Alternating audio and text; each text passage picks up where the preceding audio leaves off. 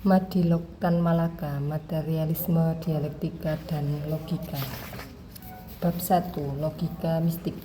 Demikianlah firman-Nya Mahadewa Rah, bersabda, maka timbullah bumi dan langit, bersabda, maka timbullah bintang dan udara, bersabda, maka timbullah sungai Nil dan daratan, bersabda, maka timbullah tanah subur dan gurun. Jika saya silap mencatat di luar kepala firman-Nya Mahadewa Rah itu, maka silapnya itu tak akan berapa. Tetapi saya pikir maknanya sudah tersimpul pada catatan di atas ini. Firman Mahadewa Rah sudah tentu banyak juga kawannya di dunia sekarang. Firman Mahadewa Rah sudah cukup memberi gambarannya logika mistik atau logika yang berdasarkan rohani. Negara kuno yang kita kenal paling tua dan paling unggul ialah negara Egypt yang sekarang juga dinamai Mesir. 6.000 sampai 8.000 tahun dahulu, penduduk Mesir sudah tersusun di bawah perintahnya Parao yang menguasai hidup dan mati rakyatnya. Mahadewa Rah, yakni Dewa Matahari, ialah dewa yang berkuasa di antara beberapa dewa. Para pemikir Egypt yang diantaranya banyak sekali menurunkan ilmu dalam hal obat-obatan, hitung-menghitung, dan lain-lain kepada beberapa negara lain di luar Egypt seperti Punisia, Yunani, dan lain-lain. Tentu juga memikirkan asalnya bumi dan bintang, memikirkan asalnya dunia yang terkembang. Rah ialah dewa matahari, ialah rohani yang lebih dahulu adanya daripada dunia, bumi, bintang, dan langit.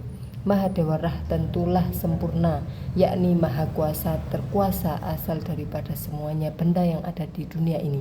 Dengan firman yang berbunyi sabda saja bumi, langit, bintang, beribu juta, sungai Nil, dan gurun pasir bisa timbul.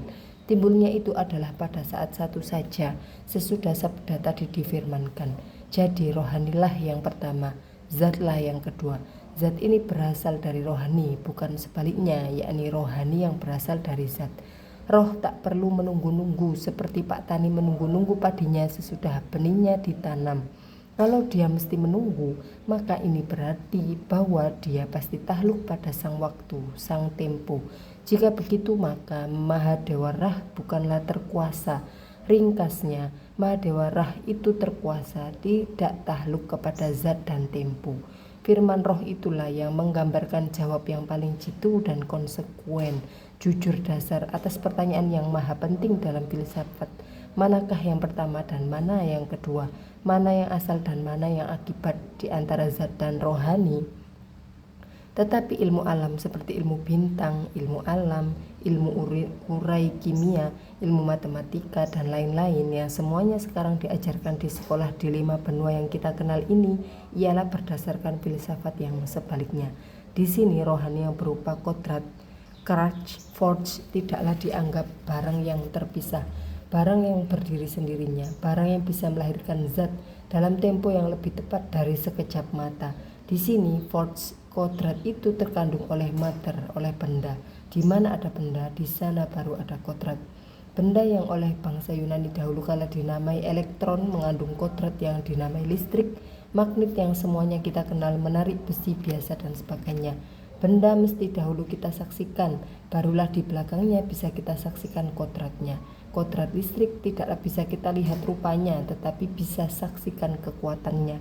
Kekuatannya ini bisa kita ukur dengan tepat.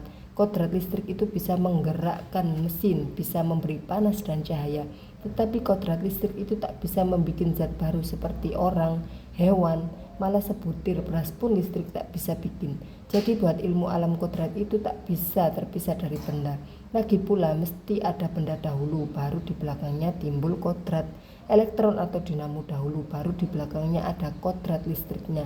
Tak ada bedanya, tak ada pula kodratnya. Energi kodrat semata-mata tak bisa menimbulkan benda. Cepatnya Mahadewa Rah menimbulkan bumi dan langit, betul cepat sekali menggambarkan maha kuasanya Dewa Rah.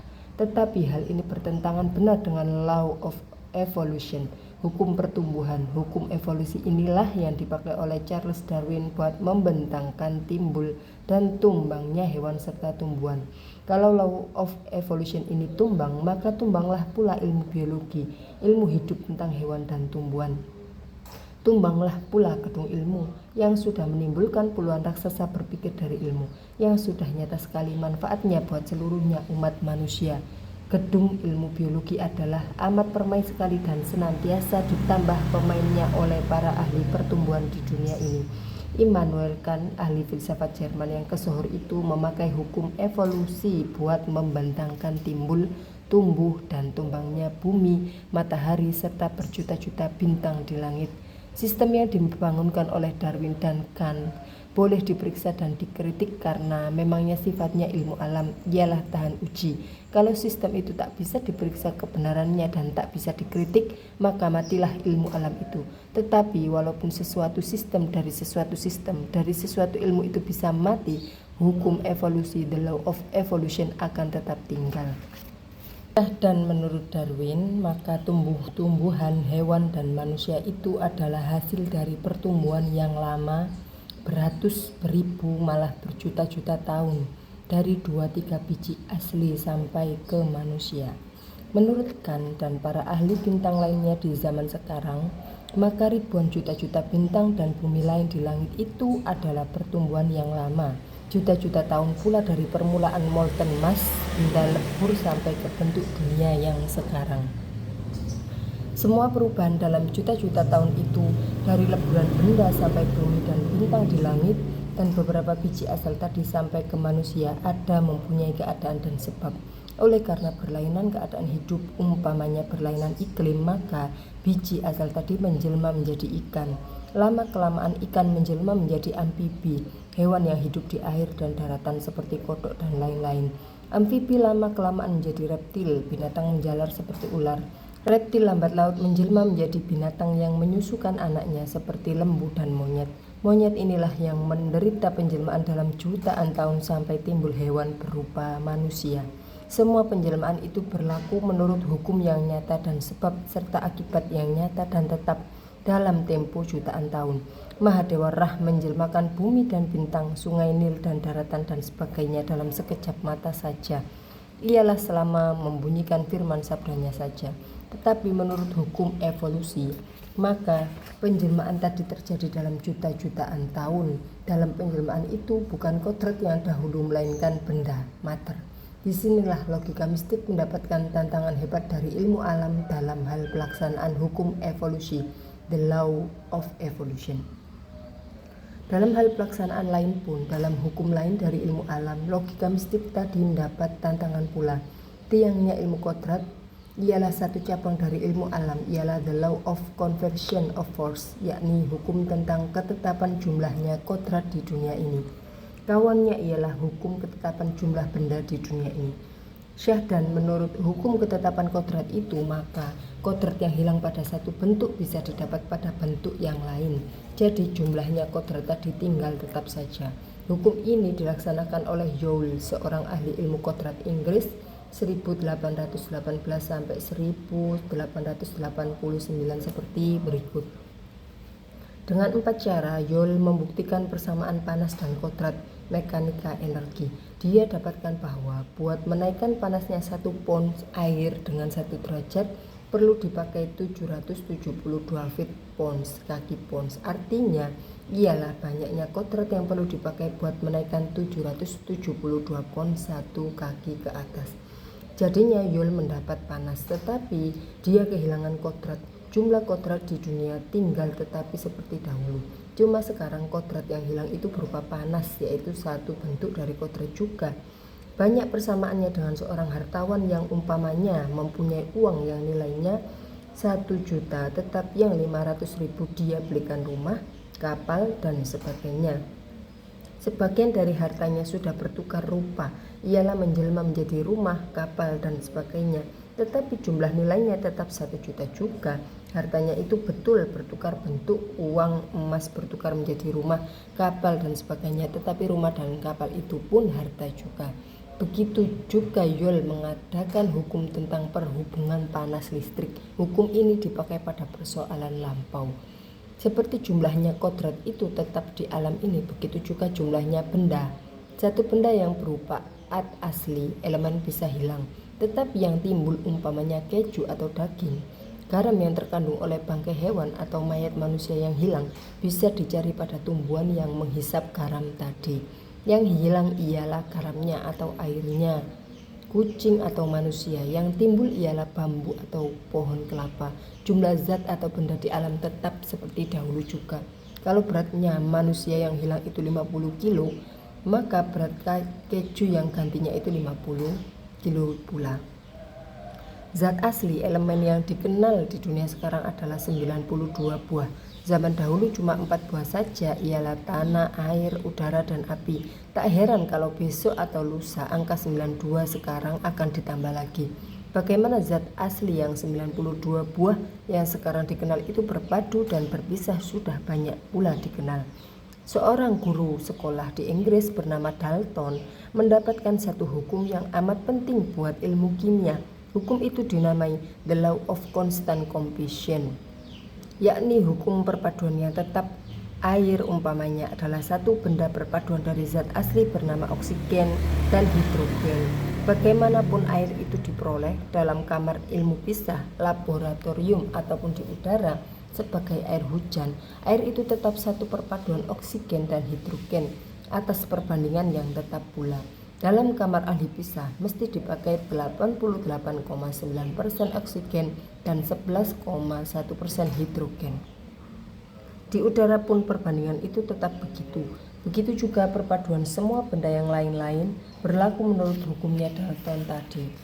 Demikianlah garam dan dapur yang dibikin di kamar ahli kimia, ditambang ataupun dari air laut takluk kepada hukumnya Dalton. Kalau keperluan satu benda atas 92 macam zat asli tadi sudah diketahui, maka tambah atau susutnya benda itu sesudah beberapa lama dapatlah pula dihitung. Seorang bayi yang beratnya baru 3 kilo, tetapi sesudah umpamanya 20 tahun menjadi 53 kilo, maka tambahan yang 50 kilo dalam 20 tahun itu bukanlah tambahan oleh kodratnya malaikat ataupun setan.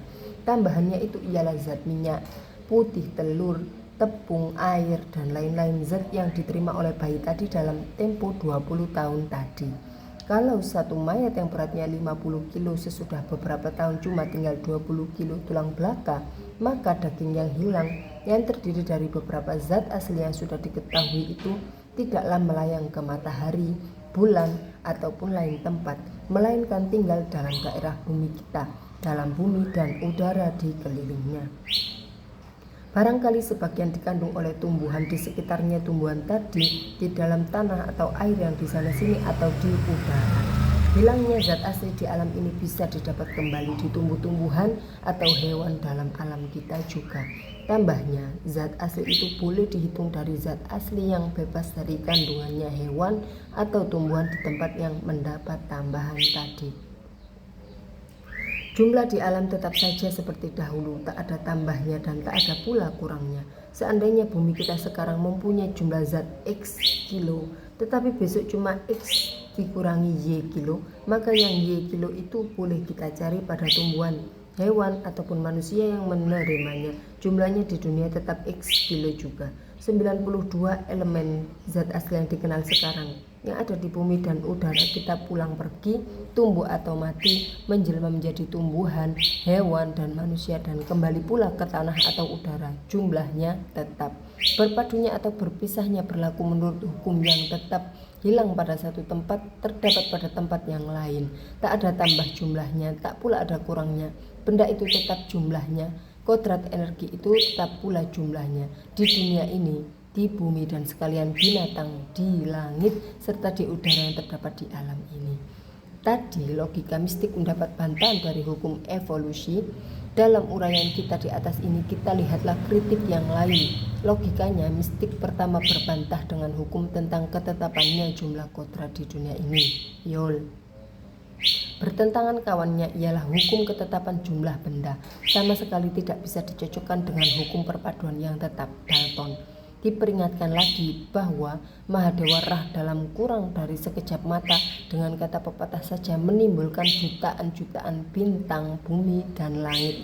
Pertama di sini kita lihat kejadian yang berlawanan dengan common sense, pikiran sehat. Baik dalam kamarnya ahli pisah ataupun di luarnya tak pernah kita menyaksikan satu kata bisa menimbulkan benda. Dalam dongeng atau cerita memang kita cukup menjumpai kegaiban itu.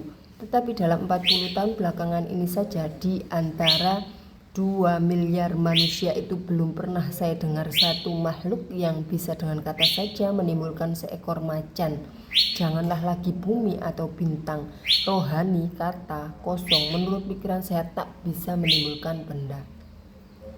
Tak ada itu tak bisa menimbulkan ada, tetapi dalam logika ataupun dialektika yang berdasarkan kebendaan, hal itu adalah mustahil. Satu omong kosong. Lapar tak berarti kenyang buat si miskin. Si lapar yang kurus kering tak akan bisa kita kenyangkan dengan kata kenyang saja walaupun kita ulangi 1001 kali. Kedua, sudah kita lihat bahwa menurut hukum tentang ketetapannya jumlah kodrat, satu rupa kodrat bisa menjelma mengambil rupa yang lain, cuma jumlahnya di dunia tetap adanya. Jadi kalau rohani atau kodratnya Mahadewa Rah kehilangan jumlah kodrat yang ada di seluruh dunia, pendek kata, roh ini sendiri tak mempunyai kodrat alam yang berupa panas, cahaya, listrik, dan lain-lain yang semuanya terkandung dalam benda di seluruhnya alam kita. Ketika semua benda di alam ini, bumi, matahari, bintang, tumbuhan, hewan, dan manusia, mestinya menurut hukum ketetapan jumlahnya benda datangnya dari benda juga. Cuma rupa-rupanya benda asal itu berlainan dari benda jadi ini. Bagaimana satu bentuk benda menjelma menjadi bentuk yang lain berlaku menurut hukum perpaduan seperti sudah ditetapkan oleh Dalton. Tegasnya, benda asal mesti ada lebih dahulu, baru benda yang ada di dunia sekarang bisa pula ada.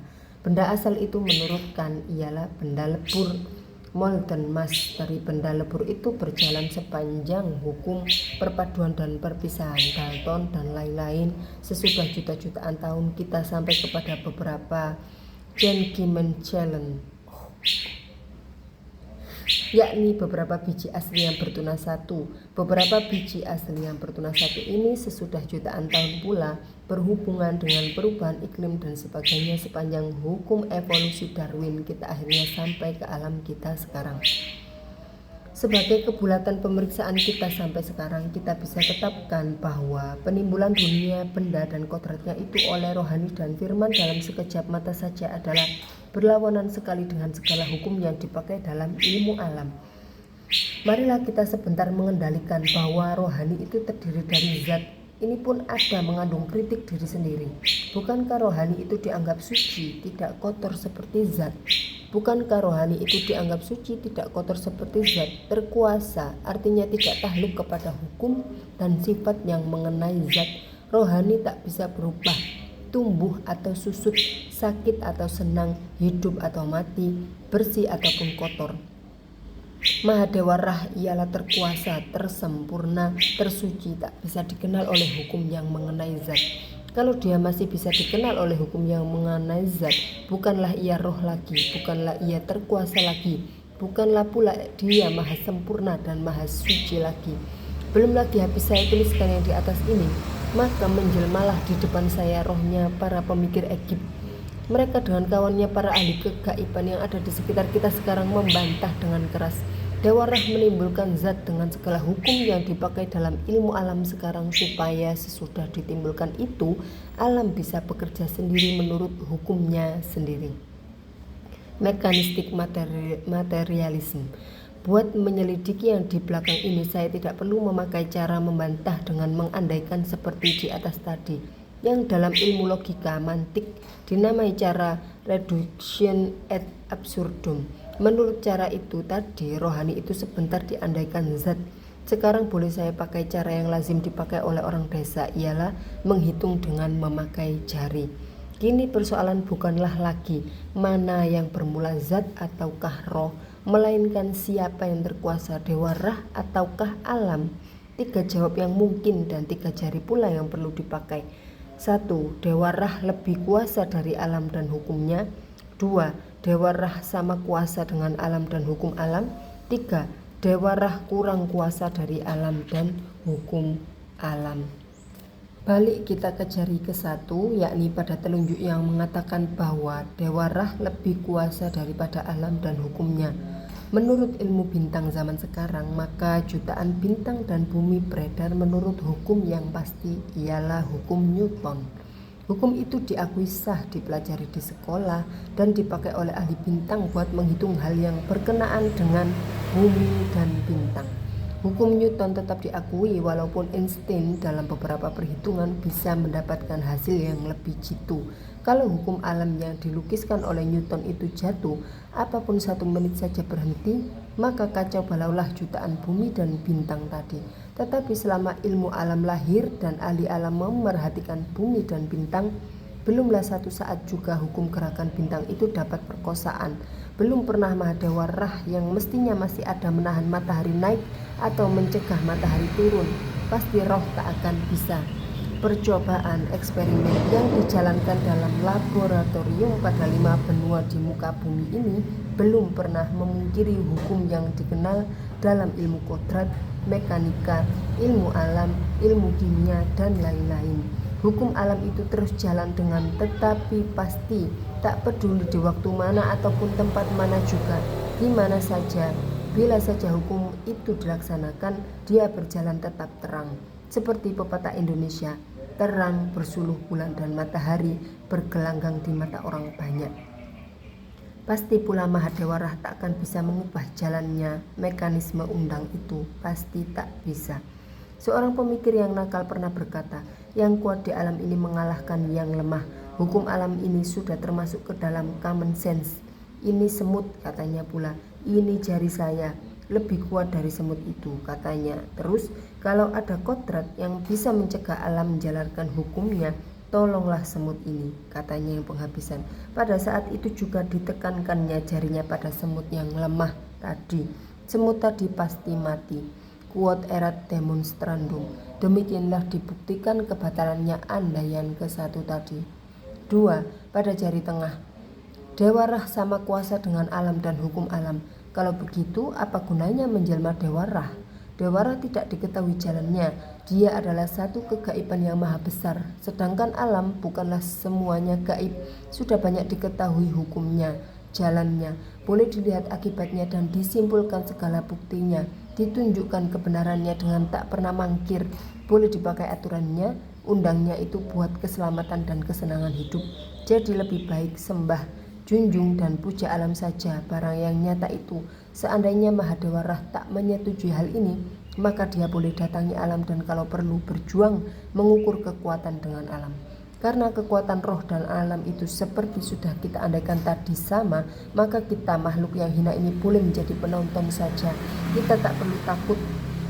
Dewa Rah tak akan bisa berhenti memarahi kita penonton, karena dia tak bisa lepas dari gelutan, sepak terjang, terlak serta kuntaunya alam yang sama kuat dengan Dewa Rah itu. 3. Pada jari manis. Dewa Rah kurang kuasa dari alam dan hukumnya. Seandainya kemungkinan ini benar, maka kita ingat pada nasibnya Dr. Frankenstein. Dia seperti kita tahu membikin seorang raksasa. Dia menghidupkan kembali dengan jalan ilmu listrik satu maya, tetapi otaknya mayat itu ialah otaknya seorang bangsat. Raksasa yang dihidupkan ini menjadi musuh mati-matian Dr. Frankenstein. Sang dokter terpaksa lari bersembunyi saja, tak sanggup menentang buatannya sendiri. Kasihan pula kita kalau Dewa Rah membikin alam yang lebih berkuasa dari pembikin, ialah roh sendiri, sampai terpaksa pula lari bersembunyi. Dr. Frankenstein bisa mencari tempat bersembunyi, tetapi kemanakah Dewa Rah akan bersembunyi? Bukankah semua yang ada ialah alam dan tahluk ada hukum alam? Demikianlah menurut kemungkinan yang terakhir ini, Mahadewa Rah mestinya tahluk pada alam. Sebagai bukti ialah di mana saja dan kapan saja hukum alam tak pernah dan tak bisa dibantah. Demikianlah kalau kita pakai pikiran yang jernih, hati berani dan jujur, memikirkan bahwa zat berasal pada rohani, kita mesti tersesat. Kita mesti akui bahwa hakikat yang semacam itu bertentangan dengan akal. Buddha Gautama yang saya anggap ahli filsafat mistik yang terbesar semenjak dunia ini diketahui, ahli filsafat barat dari Plato sampai Hegel lebih besar daripada pengakuan barat sendiri. Gautama Buddha yang sudah mengakui bahwa rohaninya sudah bersatu padu dengan roh alam sudah sampai ke nirwana jika disesakkan oleh muridnya dengan pertanyaan, apakah roh alam rohani itu sama dengan jiwa manusia? Terpaksa menjawab pertanyaan itu salah. Artinya hal semacam itu jangan ditanyakan. Artinya Buddha sendiri tak bisa menjawab. Tidak perlu kita heran kalau ahli mistika zaman sekarang yang sekali Mahatma Gandhi kalau ditanyakan apakah ahimsa itu, Maka Sang Mahatma memakai cara menjawab yang oleh ahli logika Yunani dinamai circulo indefiendo, ialah berputar-putar tak habis-habisnya seperti menghesta kain sarung. Seperti Asia di zaman sekarang, demikianlah Eropa di zaman tengah tahun 478 sampai 1492 tak bisa bercerai dengan persoalan creation, yakni timbulnya dunia yang tak bisa dipisahkan pula dengan deism, ialah kerohanian. Pada zaman inilah skolatisme bersimaharajalela. Tetapi pada masa dan sesudah revolusi Prancis tahun 1789, maka filsafat itu tidak lagi dimulai dan diakhiri dengan persoalan timbulnya dunia dan ketuhanan.